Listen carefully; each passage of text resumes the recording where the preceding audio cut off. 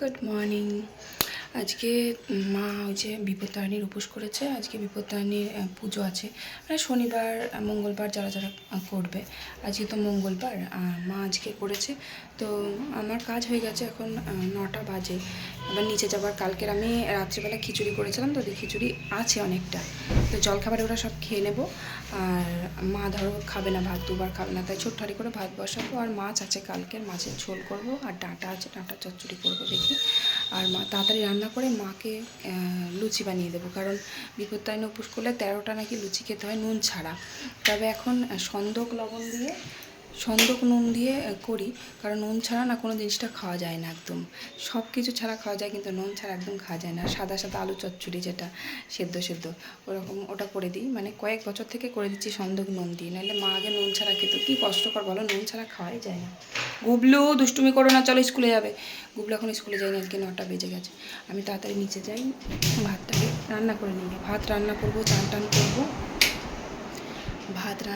চান টান করবো, করে তারপরে মায়ের লুচিটা ভাজবো। চলো গুবলু নিচে চলো, নিচে চলো।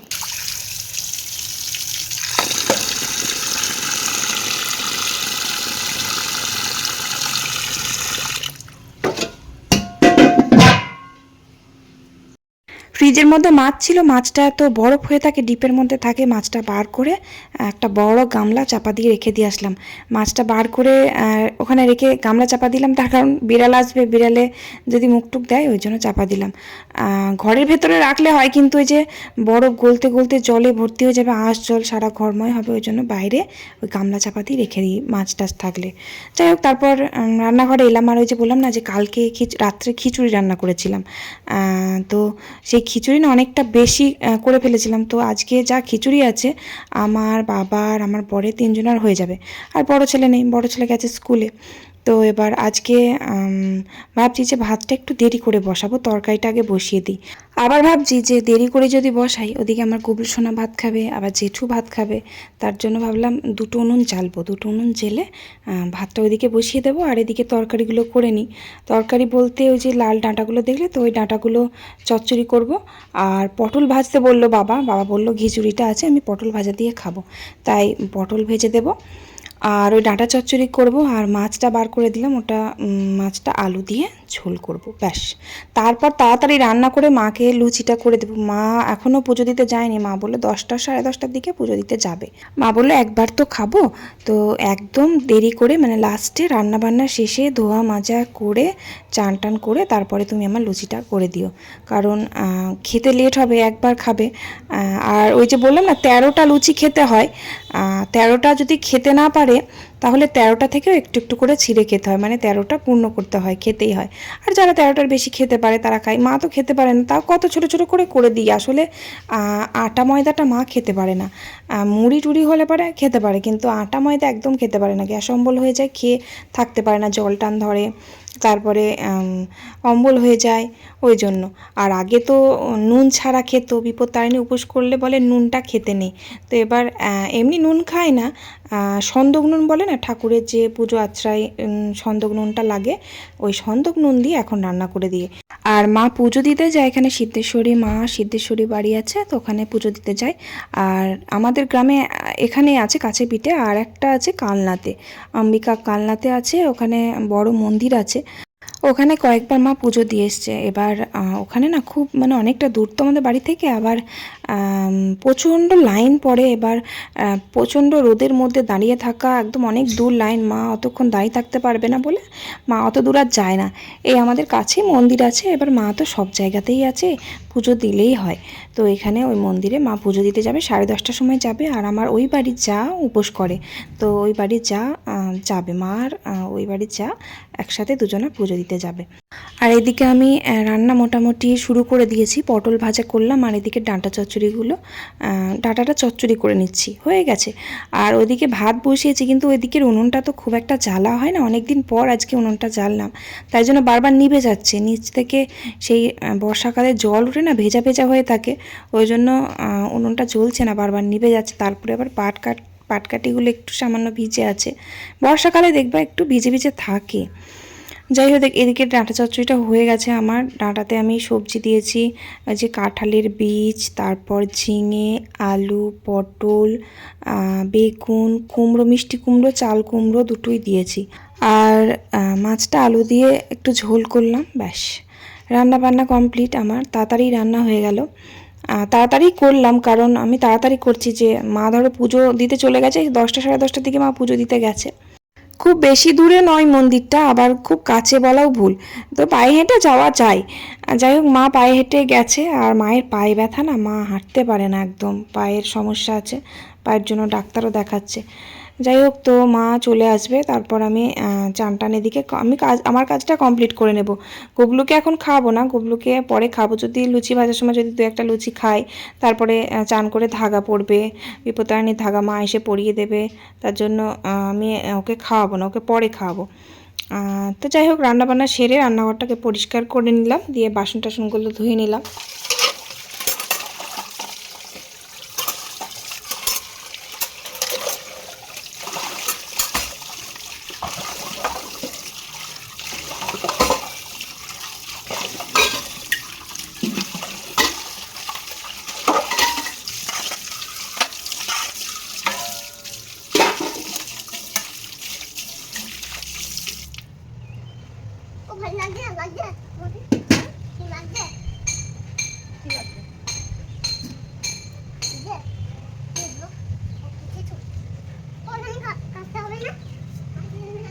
কেটেছি তো।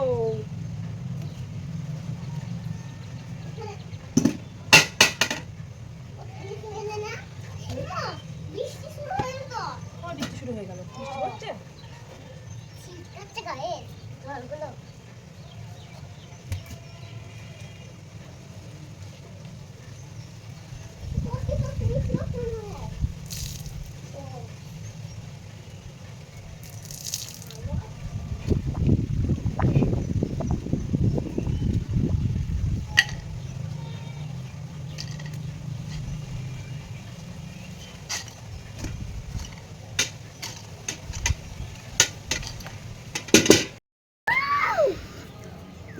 হ্যাঁ বলো, কত লঙ্কা হয়েছে দেখো আমাদের গাছে,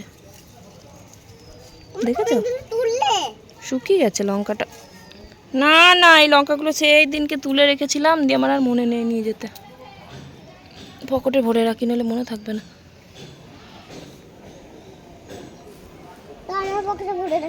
না না, ঝাল লেগে যাবে, হাতে হাতে লাগবে, দিয়ে ঝাল লাগবে, জ্বলবে। লঙ্কার ফুলগুলো সব ঝরে যাচ্ছে, লঙ্কাগুলো না হয়ে। এই যে একটা লঙ্কা আছে, এই গাছটায় প্রচুর লঙ্কা দিয়েছে, এখনো আছে, দেখো কত লঙ্কা, প্রচুর লঙ্কা আছে এখনো। ওই গাছটা বড়ই হয়ে গেছে। চলো নিচে যাই, মামামের লুচি করতে হবে, দেরি হয়ে যাচ্ছে। মা পুজো দিয়ে ওই 12:30 পৌনে 1টার দিকে বাড়ি আসলো। তো আমি চান টান করে গুবলু সোনাকে চান করে তারপর নিচে এলাম। নিচে এসে এই যে মায়ের গ্যাসে এখানে নিচে বসে লুচি কটা করে দেব। তো এবার বেশি করে লুচি করব, কারণ আমাদের ছেলেপিলে সব লুচি খেতে ভালোবাসে, তারপরে সবার বাড়িতে প্রসাদ দিয়ে আসবে, প্রসাদের সাথে 4টে করে লুচি দিয়ে দেব, তাই জন্য একটু কয়েকটা বেশি করে করব। আর আমাদের ওর বাবা আবার সন্ধেবেলা খেতে ভালোবাসে, আমার বড় ছেলে খেতে ভালোবাসে, ও তো মনে হয় বাড়ি এসে স্কুল থেকে বাড়ি এসে ভাত তো খাবে না, ও মনে হয় লুচিই খাবে, কারণ ও লুচি ভক্ত। আবার আজকে কিন্তু ও লুচি খেয়ে গেছে, লুচি না পরোটা খেয়ে গেছে, আবার টিফিনে পরোটা নিয়ে গেছে, পরোটা আলু চচ্চড়ি করে দিয়েছিলাম, আর ও পরোটা খেয়ে গেছে। মানে ও রুটি আটা এইসব, মানে পরোটা লুচি রুটি এইসব খেতে ভালোবাসে। ওকে সারাদিনে 3বার ভাত না দিয়ে রুটি দাও বা পরোটা দাও, ও এইসব খুব ভালোবাসে খেতে। ও ভাত না দিলে খুব খুশি, ভাত খুব একটা পছন্দ করে না। যাই হোক তো মায়ের লুচিটা আমি এদিকে করে দেবো। মায়ের জন্য ছোট্ট ছোট্ট আগে 13টা করে দেবো, তারপর আমাদের বড় সাইজের করব, কারণ মা তো বড় বড় করতে বারণ করলো, মা বললো বড় বড় করিও না, তাছাড়া মা খেতে পারে না, তো 13টা যাতে 13টা খেতে পারে পুরোটাই, তাই জন্য ছোট্ট ছোট্ট করে দিতে হয়। এই যে দেখো মায়ের বাটিতে লুচি ছোট্ট ছোট্ট করে ভেজে দিয়েছি। মায়ের 13টা মা বললো, আমি 15টা ভেজে দিয়েছি, কারণ যদি 13টার বেশি মা খেতে পারে তাই জন্য 15টা করে দিই, না খেতে পারলে অসুবিধা নেই, আমরা খেয়ে নেব। তো আমাদেরগুলো কটা বড় বড় করে ভাজলাম। অত ছোট ছোট লুচি ভাজতে গেলে সারা দিন লেগে যাবে, এদিকে গুবলু সোনাকে খাওয়াবো, দেরি হয়ে যাচ্ছে। তো গুবলু আবার একটা লুচি খেয়েছে, একটা খায়নি, হাফ লুচি খেয়েছে, আর প্রসাদ খেয়েছে, প্রসাদের ফল ছিল, আমটাম খেয়েছে। তারপরে মা প্রসাদ রেডি করে দিয়ে গুবলু সোনাকে দিয়ে আমার ননদের বাড়িতে পাঠিয়েছিল। এবার ননদের বাড়ির সামনে একটা গলি পড়ছে, তারপরে গলিটা দিয়ে মানে আমাদের বাড়ি থেকে একটুখানি মানে দেখা যায় আর কি। তো কী করেছে, মানে ননদের বাড়িতে প্রসাদ না দিয়ে ও গলিটার কাছে গিয়ে দাঁড়িয়ে দাঁড়িয়ে প্রসাদগুলো খেয়ে নিচ্ছিল। আমার মা মানে আমার শাশুড়ি দেখেছে, মানে এখানে দাঁড়িয়েছিল, ওকে বললো যা দিয়ে আয়। এবার দূর থেকে দেখেছে যে প্রসাদ না দিয়ে ও দাঁড়িয়ে দাঁড়িয়ে চুপচাপ খেয়ে নিচ্ছে প্রসাদগুলো। কি আমি বলছি, বিড়ালকে দিয়েছো মাছ পাহারা দিতে, ওকে দিয়ে কেউ প্রসাদ পাঠায়? মা আবার তখন আবার গিয়ে দিয়ে আসলো। তো ও প্রসাদ খাওয়ার পর আমি লুচি টুচি সব ভেজে নিলাম, তারপর মায়ের জন্য ওই সেদ্ধ সেদ্ধ আলু চচ্চড়িটা বসিয়ে দিলাম, বসিয়ে দিয়ে গুবলু সোনাকে নিচেতেই ভাত খাইয়ে দিয়েছি। নিচে ভাত খাইয়ে দিয়ে ওকে বললাম তুমি সোজা ওপরে চলে যাও, দেখি ঘুমিয়ে পড়ো গা। তো ওপরে এসে দেখি ও সত্যিই ঘুমিয়ে পড়েছে। ও মানে ওর দুপুরবেলাটা ভাতটা ওর পেটে পড়ে গেলে ওকে আর কেউ দেখতে হবে না, ব্যাস চুপচাপ নিজের ঘরে গিয়ে ঘুমিয়ে পড়বে।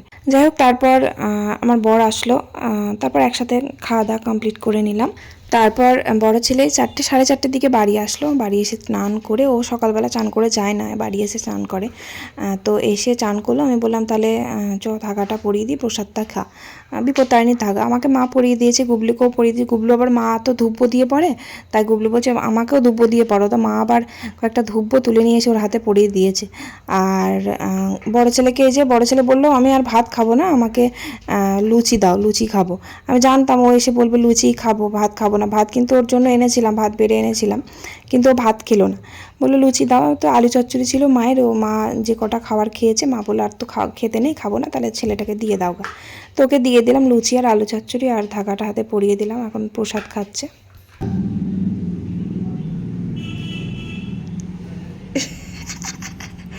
খুব ভালো লেগেছে বাবা দইটা, খুব ভালো লেগেছে। হ্যাঁ, হাত চেটে চেটে খেতে হচ্ছে, খুব ভালো।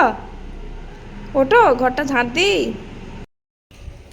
হ্যাঁ রে, তুই এই গাড়ির চাকাটাকে দই খাইয়েছিস? আমি ভাবছি তুই দই খাচ্ছিস, তুই তাহলে এই এই কীর্তি করছিলি বসে বসে? এই চাকার মধ্যে দইগুলো চাপা দিয়ে রেখে দিয়েছিস? হ্যাঁ, তুই এই করেছিস? আর আমি ভাবছি তুই দই খাচ্ছিস। কি করেছে দেখো তাহলে, চিন্তা করো। হায় ভগবান, আমি মুছলাম, চা কি কাজ বাড়াই। গুবলু ওই যে বিকেলবেলা ঘুম থেকে উঠলো, তারপর ওকে একটু দই দিয়েছিলাম খেতে, যা কীর্তি করেছে, দইগুলো হাতময় মেখেছে, মুখে তো একদম 2 হাতে করে খেয়েছে, চামচ ছিল, চামচে করে না খেয়ে ওই 2 হাতে করে চেটে চেটে খেয়েছে, আবার নিচে ফেলেছে। দই খেতেও খুব ভালোবাসে, সাদা দইটা খেতে খুব ভালোবাসে, লাল দইটা খুব একটা ভালো লাগে না, আমারও ভালো লাগে না খেতে লাল দইটা।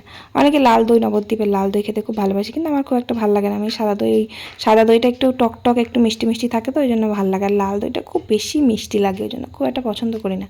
যাই হোক, তো তারপর ঘর দোরগুলো ঝাঁট দিয়ে পরিষ্কার করি না, বিকালবেলা আমি ঘর দোর ঝাঁট দিই, কারণ সারাদিন খেলা টেলা করে তো নোংরা করে খুব, তাই 2বার করে ঝাঁট দিতে হয়।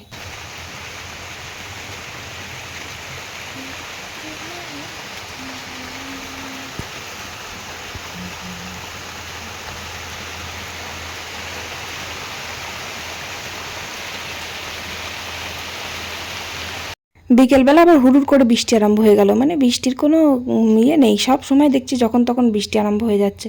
সারাদিন বেশ ভালো গেল, সকালবেলা একটু বৃষ্টি হয়েছে, তারপরে আবার বিকেলবেলা ঝমঝম করে বৃষ্টি হয়ে গেল। বড় ছেলেটা ওই যে স্কুল থেকে বাড়ি এসে খেয়ে দিয়ে আবার কম্পিউটারে গিয়েছিলো, কম্পিউটার থেকে বাড়ি আসতে পারেনি, প্রচুর বৃষ্টি পড়ছিল, ঝমঝম করে দেখতে পেলে কেমন বৃষ্টি হচ্ছে। তো বাড়ি আসার সময় তো ভিজে গেছে, একেবারে পুরো ভিজে গেছে, সেই জামা প্যান্ট ছেড়ে তারপরে আবার পড়তে গেল। 7টার দিকে পড়া থাকে, 7টার সময়, 7টা থেকে 9:30 অবধি পড়া থাকে বাজারের দিকে। তো আবার ও পড়তে চলে গেল, কিন্তু বৃষ্টি থামেনি, বৃষ্টি পড়েই যাচ্ছে, একভাবে একটু কমেছে তবে বৃষ্টি পড়ছে।